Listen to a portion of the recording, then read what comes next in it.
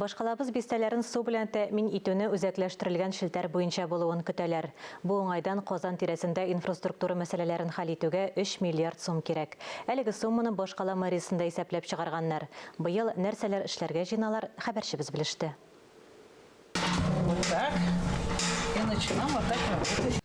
Казанның Самосырова бистәсенең беренче гаиләсе өчен бу кое бердән-бер су чыганагы. Көн сайын Антонина Чурочкина да шуннан файдалана. Бистә Казан составына керми, су һәм үзәк канализациягә ихтыяҗ зур. Канализацию центрально обязательно здесь надо, иначе все без воды останутся.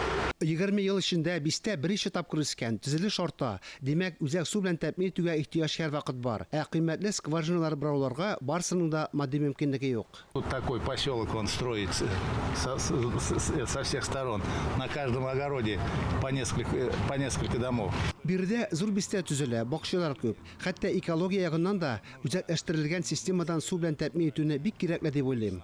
Самосыровадагы кебек су белән үзәкләштерелгән шелтәрдән тәэмин итүне Казанның тагын 23 бистәсендә көтәләр. Экспертлар трак массивларының инфраструктура мәсьәләләрен җайга салу өчен 3 миллиард сумнан артык акча кирәк дип исәпләп чыгарганнар.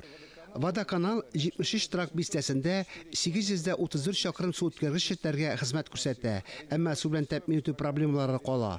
Халык су белән тәэмин итүдәге өзеклекләргә, бирәк тә эссе вакытта су җитмәүгә зарлана.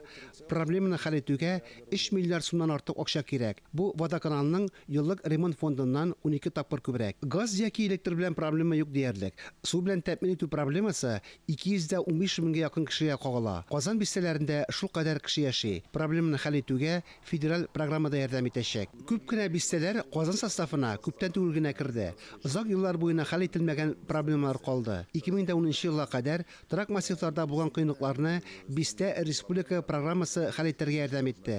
Без бистәләрдә эшләп дәвам итәбез, әмма федераль программа ярдәме кирәк. Быел су үткәргечне реконструкцияләү Царицына, Кече Кылыки, Сосновка бистәләренә кагыла. Бер елдан соң Салмашы, Константиновка, Көнчыгыш һәм Борисоглебская бистәләренә яңарыш килергә тиеш. Фарис Мөхәммәтов, Александр Шмагин, Илдар Галәүддинов, Татарстан яңалыклары.